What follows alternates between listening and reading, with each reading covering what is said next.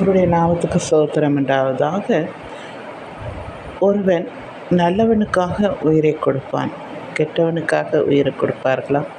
ஆனால் இயேசு கிறிஸ்து உலகத்தின் எல்லாருக்காகவுமே, எல்லாருடைய பாவத்துக்காகவும் தன் மேலே அதை ஏற்றுக்கொண்டு அவர் அடிக்கப்பட்டார், நொறுக்கப்பட்டார், சிலுவையிலே தொங்கப்பட்டார்.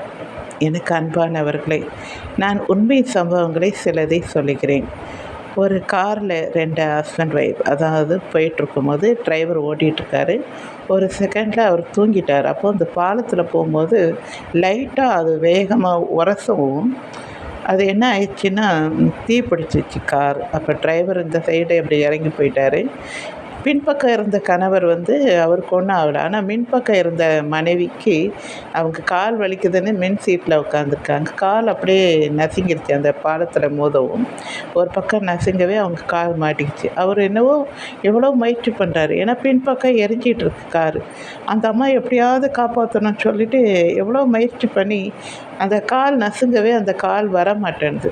அந்த அம்மா சொல்கிறாங்க, நீங்கள் போயிருங்க அப்படின்றாங்க. ஆனால் அவர் இல்லை, நான் உன்னை விட்டுட்டு நான் எப்படி போவேன்னு அவர் எவ்வளோ அந்த இரும்பை எவ்வளோ தள்ளி விட்டு அந்த காலை எடுக்க முடியுமான்னு எவ்வளோ முயற்சி பண்ணுறாரு. ஆனால் முடியல. அந்த அந்த 2 பேருமே அதில் எரிஞ்சு இறந்துட்டாங்க. கார் அப்படியே குப்புன்னு திடீர்னு பிடிச்சி 2 பேருமே இறந்துட்டாங்க. இன்னொன்று பார்த்திங்கன்னா, ட்ரெயினில் தன்னுடைய குழந்தைய இது நான் சின்ன வயசுலேயே கேள்விப்பட்டது. ட்ரெயின் தண்டவாளத்தில் பிள்ளையை கைப்பிடிச்சி கூட்டிகிட்டு வரும்போது அந்த பிள்ளை தண்டவாளத்தில் கால் மாட்டிக்கிச்சு.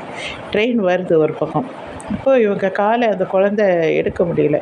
உடனே என் மனைவி என்ன செய்கிறா, நான் குழந்தைய பார்த்துக்கிறேன், நீங்கள் போங்க அப்படின்னு. கணவன், இல்லை நீ போ, நான் பார்த்துக்கிறேன். 2 பேரும் ஆற்றுல அந்த குழந்தைய விட்டுட்டு போக மனசு இல்லாமல் அந்த குழந்தைய அணைச்சிக்கிட்டு அந்த குழந்தைக்காக அப்படியே அம்மா அப்பா 2 பேருமே அந்த குழந்தைக்காகவும் இவங்களும் உயிரை விட்டுட்டாங்க. ட்ரெயின் அப்படியே மோதிருச்சு. 3 பேருமே அவுட்டு. நான் இதை எதுக்கு சொல்கிறேன்னா, ஒன்று நம்ம குழந்தைக்காகவும், நம்ம மனைவிக்காக, நண்பர்களுக்காக நம்ம உயிரை கொடுக்கலாம். ஒரு பாவிக்காக, நம்மளை கொடூரமாய் பாவம் செய்தவனுக்காக நம்ம உயிரை கொடுப்போமா? நிச்சயமாக கொடுக்க மாட்டோம். ஆனால் தேவன் இயேசு கிறிஸ்து ஒரு பாவிக்காக தான் அவர் பூமிக்கு வந்தார், நம்மளுடைய பாவத்துக்காக. ஒரு பாவின்னு நம்ம சொல்லக்கூடாது, என்னையும் சேர்த்து தான் சொல்கிறேன். பாவிகளை ரட்சிக்கவே உலகத்தில் இயேசு கிறிஸ்து பிறந்தார் என்று வேதத்தில் சொல்லப்பட்டிருக்கிறது. அதுவும் கிறிஸ்தவர்களுக்கு மாத்திரமல்ல, உலகத்தின் பாவத்தை சுமக்கிற தேவ ஆட்டுக்குட்டியாக அவர் வந்தார் என்று. எனக்கு அன்பானவர்களை, எவ்வளோ நல்ல தேவன் இல்லையா? ஸோ அவர்கிட்ட நீங்கள் வாங்க, யாராக இருந்தாலும் உங்கள் பாவங்களை ஆண்டவர்கிட்ட மன்னிப்பு கேளுங்க. அவர் என்ன செய்வாராம், அவங்க பாவங்களை மன்னித்து வெண்பஞ்சு போல ஒரு அருமையான பஞ்சு எப்படி இருக்கும், பனி எப்படி இருக்கும், அது மாதிரி வெண்மையாக ஆக்குவாராம். உங்கள் உள்ளத்தை பரிசுத்தமாக மாட்டுவாராம். அதனால் உங்கள் பாவங்களை அறிக்கை செய்து மன்னிப்பு கேளுங்க.